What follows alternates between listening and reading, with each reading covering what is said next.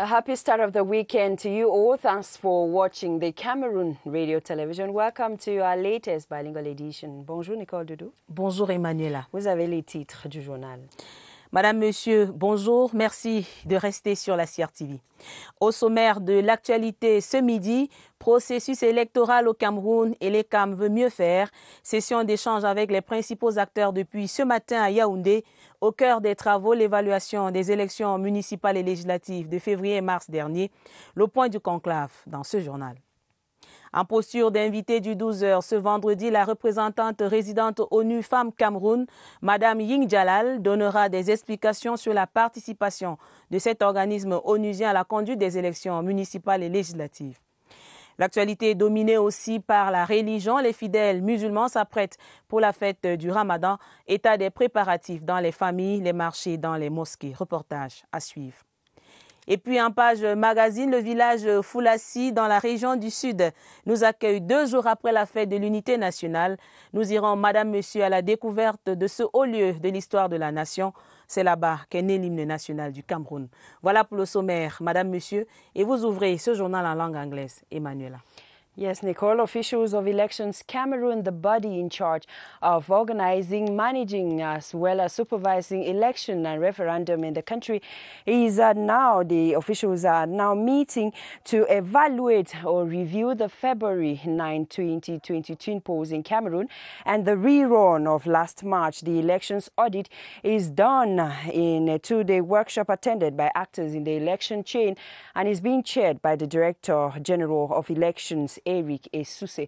Our reporters Beatrice Losamba and Severina Legambele are live and will be joining us in the course of this newscast. The Muslim feast of Ramadan will be observed in the days ahead. Before the event, Muslim faithful in Yaoundé have engaged in final preparations. The DO for Yaoundé 1, Cosmos Nama, and that of Yaoundé 2, Mahmadi Mahamat, are currently meeting with Muslim clerics and dignitaries to seek alternative ways of celebrating the feast of Ramadan in strict respect of preventive measures against COVID-19. Emphasis is being laid on the respect of social distancing, light feasting among family, and the wearing of face masks. There are thus anticipation that the celebrations will be low-key in order to stem the spread of the pandemic in Cameroon. Preparations for the feast of Ramadan have intensified in the Marwa, chief town of the far north region of Cameroon, with tailoring workshops and markets receiving an influx of customers. Muslim faithful are on the lookout for the final preparations so as to celebrate the feast in pomp and pageantry. Details with Henry Tato Ikambi Rider from CRTV Marwa. Looking good combined with whining and dining has always taken center stage at the end of the holy month of Ramadan. That is why these tailors and seamstresses are working their guts out to satisfy the available clients, though they say business is not thriving like the previous years. We are working night and day to satisfy the customers we have, though business is not flourishing like last year. The coronavirus has put us in a very difficult position. This year is challenging for our tailoring business. At the Marwa Abattoir Market, foodstuff vendors and clients deplore the price hikes as Ramadan approaches amid tough times. We are now trying to change the price because our things which come from down are not yet reach us here, so now the few that we have started reducing it and at the price. The yam in particular is a bit expensive. We have 1 tuber of yam for 3,000 francs, something which at first we get at least 3 tubers for 2,000 francs. While the masters of the sewing machine are expecting last-minute clients, buyers are also hoping the delegation of trade will step in to make prices more affordable before Ramadan is celebrated this Saturday or Sunday. Bienvenue si vous nous rejoignez à l'instant sur la CRTV. Nous l'avons dit en titre, madame, monsieur, les fidèles musulmans sont dans les préparatifs de la fête du Ramadan. Raccourcir la durée du serment et de la prière, porter le masque de protection, observer la distanciation physique, rentrer immédiatement après la prière, éviter les visites dans les familles pour les réjouissances. Ce sont là quelques recommandations issues de la concertation entre les imams de Yaoundé. Premier, le sous-préfet Cosmas Thierry Nana, c'est à l'effet de permettre aux fidèles musulmans de passer une fête de Ramadan en toute sécurité face à la pandémie du coronavirus. Et dans le 2e arrondissement de la ville de Yaoundé, le complexe de Tinga reste fermé, mais les lieux de prière ont également été identifiés, rassure le sous-préfet Mamadi Mahamad. Des forces de sécurité seront déployées pour faciliter et encadrer le respect de ces dispositions. Je vous propose à présent les réactions de l'imam Aboubakar de la mosquée de Toudi et des sous-préfets de Yaoundé, 1er et 2e, au micro de notre reporter Sadou Mamoudou. Ces éléments que nous allons avoir dans nos éditions futures. Rendons-nous à présent dans la région du Nord-Ouest où les fidèles musulmans consacrent les derniers jours de jeûne du mois de Ramadan à la prière contre le coronavirus et pour le retour à la stabilité socio-politique. Malgré le contexte sécuritaire difficile, les préparatifs vont bon train dans les ménages et dans les mosquées de Oltan, Bamenda. Augustin Guizana pour les détails. La mosquée centrale numéro 2 de Old Town Bamenda vit un silence de cimetière assorti d'un dispositif de lavage de mains. À l'intérieur, quelques fidèles musulmans méditent et lisent des versets coraniques. Ce lieu sacré sépare ainsi à la rupture définitive du mois de jeûne de Ramadan.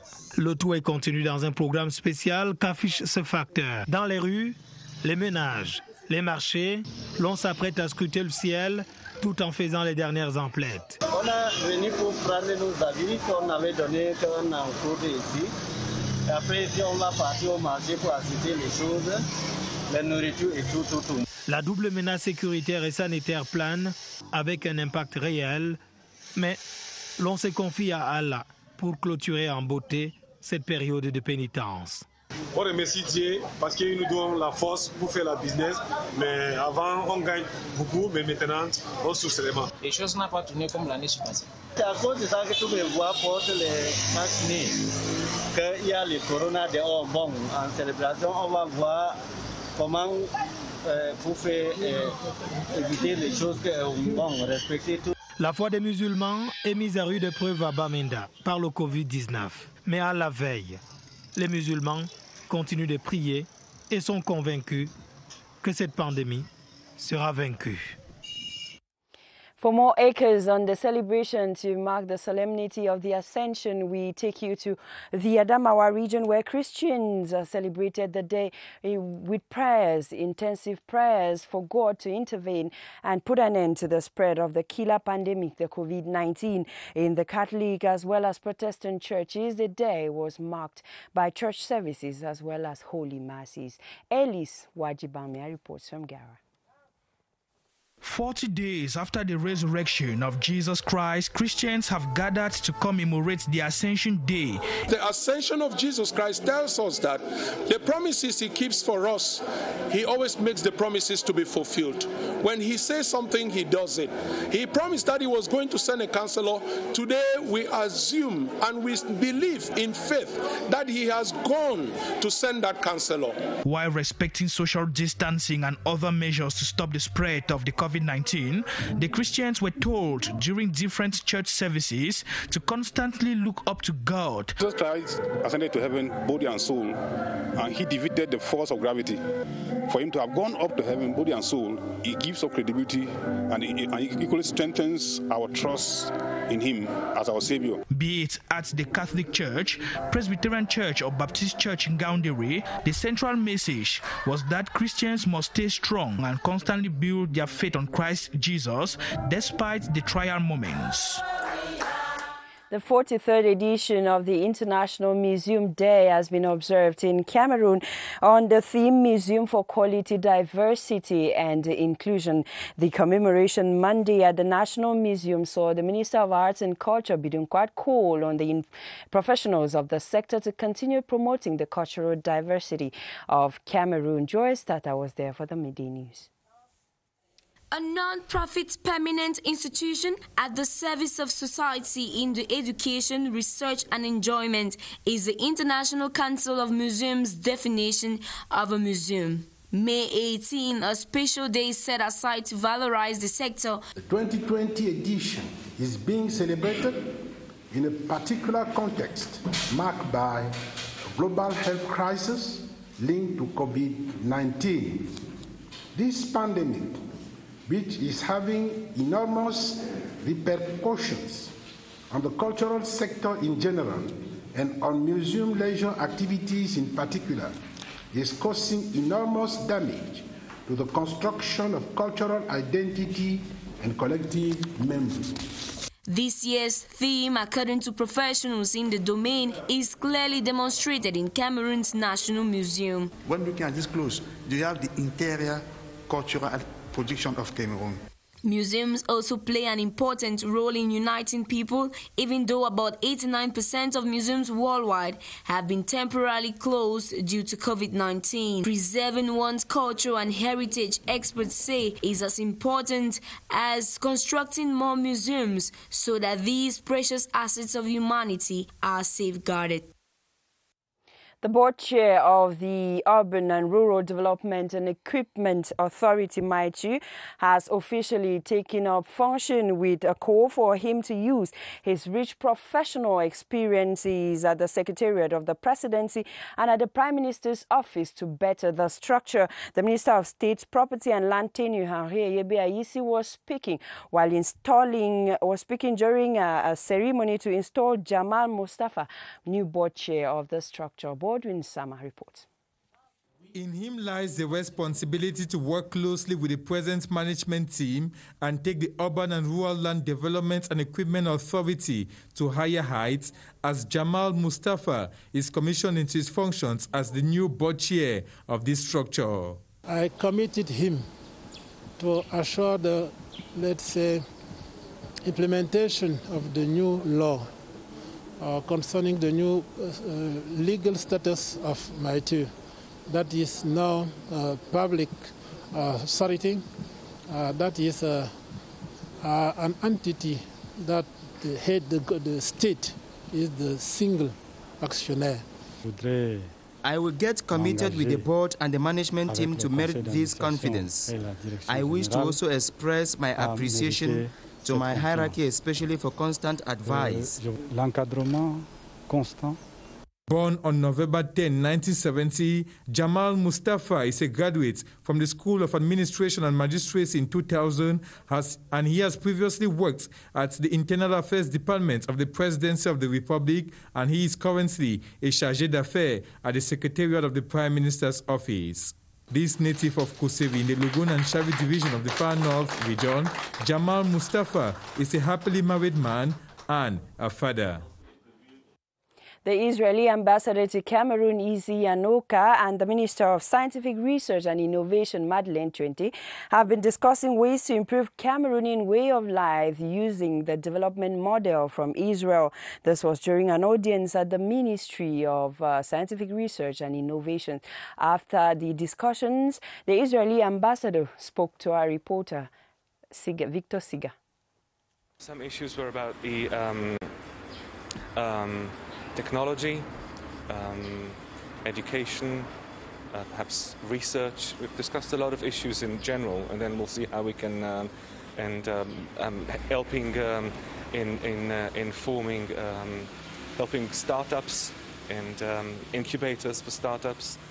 So about all the scope of the research. So we discussed what the things that are being done in spite of the pandemic, like for example. Online and webinar courses being offered by Israel. Vous suivez le 12h sur la CRTV, lendemain de la fête de l'Ascension pour les chrétiens à travers le monde.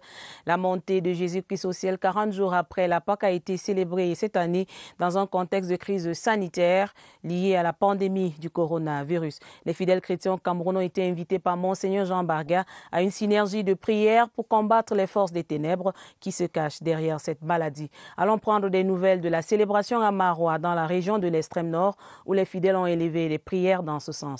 Honoré Boaké a fait le tour de quelques églises. Regardez. À la cathédrale Notre-Dame de l'Assomption de Funangi, à Maroua, c'est en adéquation avec les mesures barrières contre la Covid-19 que les fidèles ont célébré l'Ascension. C'est une responsabilité que le Christ nous laisse. La responsabilité que nous avons aujourd'hui, c'est de mettre en pratique les mesures barrières. Même message et même tonalité à la Presbyterian Church in Cameroun, au quartier Pitouaré. Le révérend Ba, après avoir expliqué la symbolique de l'Ascension, a demandé à l'Assemblée d'avoir foi en Jésus-Christ. À l'Union des églises évangéliques au Cameroun, paroisse de Domayo, les fidèles ont été invités à ne pas désarmer face aux difficultés.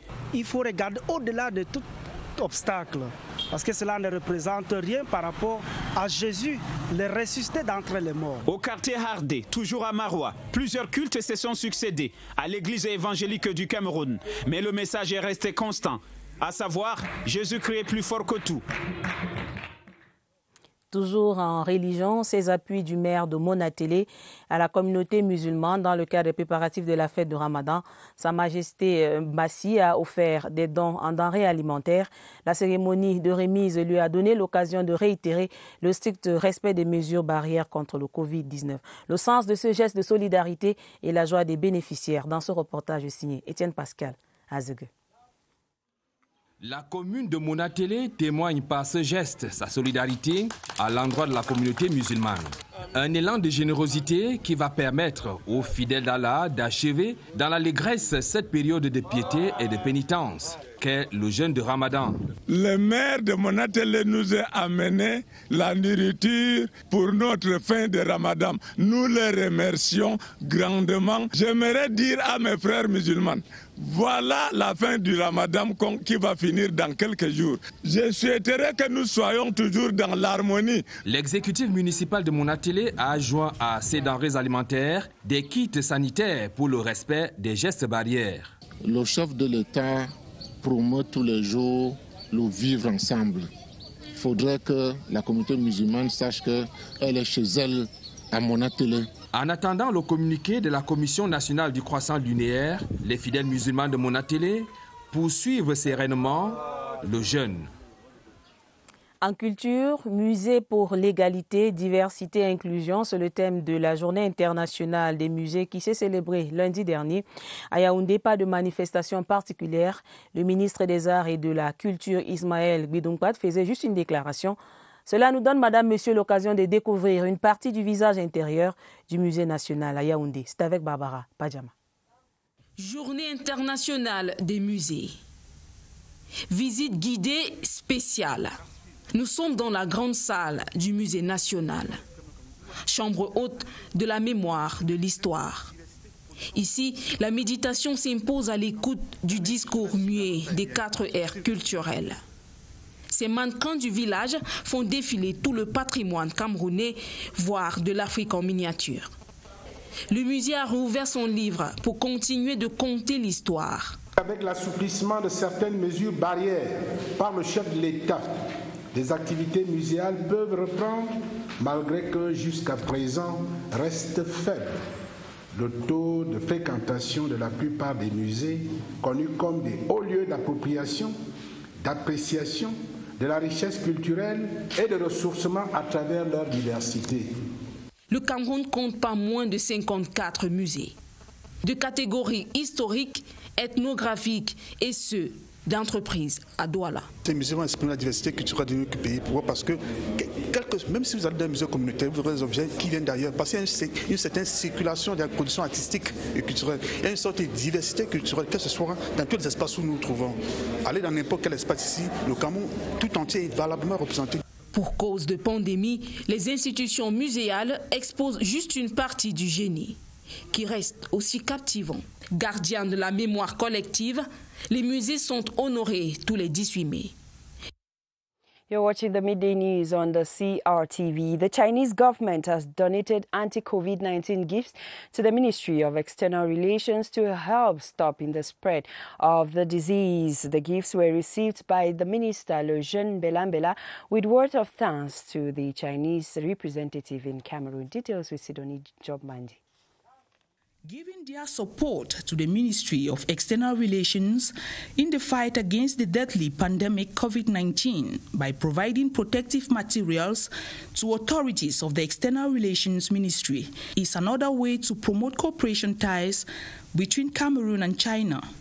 The donation, made up of over 15,000 face masks and 70 thermoelectric thermometers, will help in the protection of Cameroonians in general and personnel of the Ministry of External Relations in particular.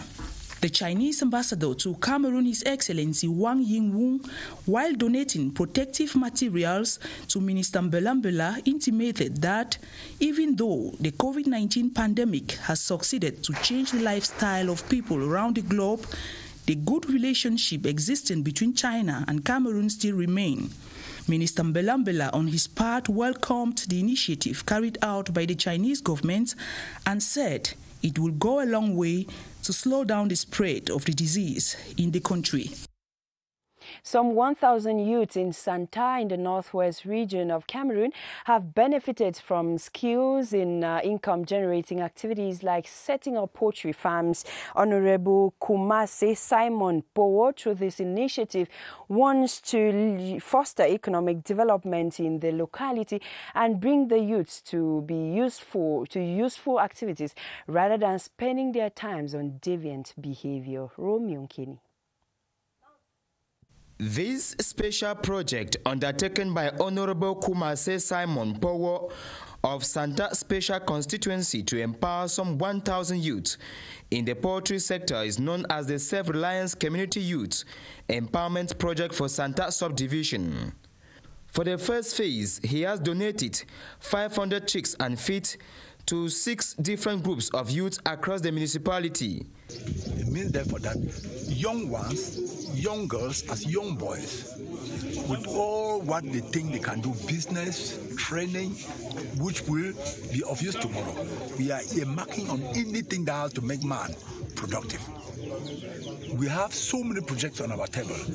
One of the projects is that which Mr. Bafo has just brought up in the Santa Development Community, which we are fighting now to make sure that happens. It will not be long from now. We are coming back to send children for training. Tailoring, ICT, digital economics.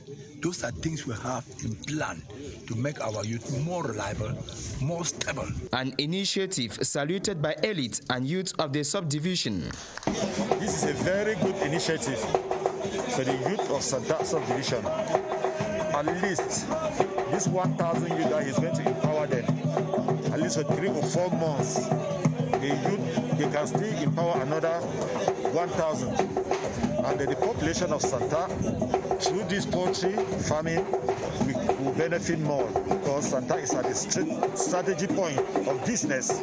This initiative is intended to boost rural economy so as to generate income and roll back poverty within the Santa subdivision, a community known for its agrarian prowess. Une balade sera bénéfique pour nous dans le 12 heures. Madame, Monsieur, c'est une localité du sud Cameroun dont le nom est inscrit dans les livres. C'est dans ce village situé à l'entrée nord de San-Mélima qu'est né l'hymne national du Cameroun. Foulassi a vu l'inspiration des auteurs René Djamafan et Samuel Minkyo Bamba en 1928. C'est eux qui ont écrit les paroles de ce chant de ralliement devenu hymne national du Cameroun en 1957. La célébration de la fête de l'unité ce 20 mai nous exige un retour à Foulassi pour voir ce qu'est devenu ce haut lieu de l'histoire de la nation. La page magazine ce midi est signée Georges Ndi de CRTV Sud. C'est ici, dans ce vaste complexe de plus de 100 hectares, que se trouvait l'école normale de Foulassi. Dans ces bâtiments emblématiques sont passés deux jeunes, René Djamafan et Samuel Minkyo Bamba, qui ont écrit en lettres d'or en 1928 les strophes et les notes du chant des ralliements, devenu en 1957 l'hymne national du Cameroun. C'est dans ce bâtiment que René Djamafan et son équipe ont eu à créer l'hymne national. Aujourd'hui, c'est la bibliothèque de la faculté de théologie. En parcourant ce site mythique résonne toujours l'écho de l'hymne à l'union sacrée des fils et filles du Cameroun, du nord au sud, de l'est à l'ouest. Ce temple a été construit par les missionnaires. Les missionnaires blancs qui arrivaient, je ne peux pas dire les Américains parce que c'était un groupe de missionnaires, il y avait les Américains, il y avait les Allemands, ils étaient nombreux, beaucoup de nations. Ils enseignaient d'abord l'unité. La station missionnaire presbytérienne américaine, qui reste malheureusement méconnue, accuse l'usure du temps et l'oubli. D'où la nécessité d'une action coordonnée entre l'église presbytérienne camerounaise et le gouvernement pour rendre à ce haut lieu d'histoire l'éclat et l'aura qu'il mérite. Le gouvernement doit préserver cette station où est né l'hymne de la République, quand lui-même peut se décider de réaliser sans plus passer par personne interférée. Ici peut être un grand site où les gens s'arrêtent pour voir, pour découvrir la beauté. Regardez vous-même, tout ça c'est un terrain qu'on peut faire beaucoup de choses. Foulassi ne retrouvera peut-être plus son lustre d'antan, mais doit rester en vie pour perpétuer l'esprit d'unité des générations en génération.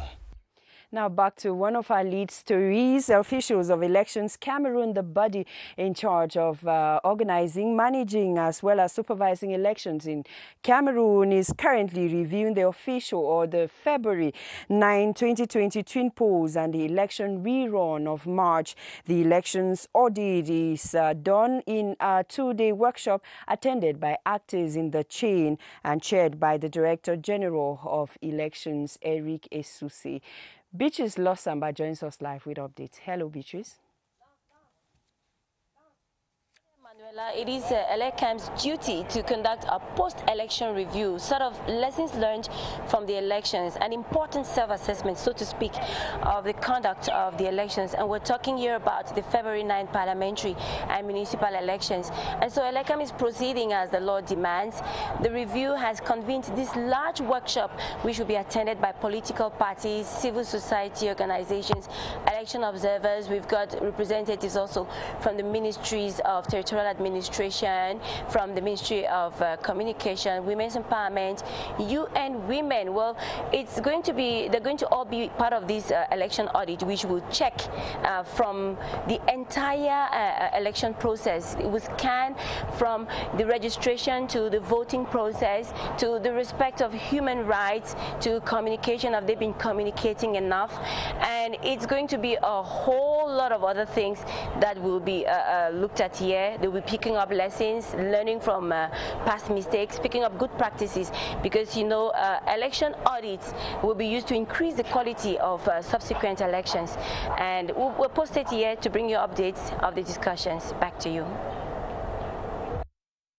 Merci Béatrice Le Samba, Séverin Aléga Mbélé pour ces détails sur ces travaux du côté d'Elections Cameroun portant sur l'évaluation du processus électoral. Madame, Monsieur, voilà qui met fin à cette édition bilingue de la mi-journée sur la CRTV. Au nom de toute l'équipe de production, je vous dis merci d'avoir suivi. Restez sur nos antennes, nos programmes se poursuivent. Emmanuel, excellente journée. Thank you, Nicole Dudu. A nice weekend to you all. Don't forget to keep safe. COVID-19 is real. See you on Monday.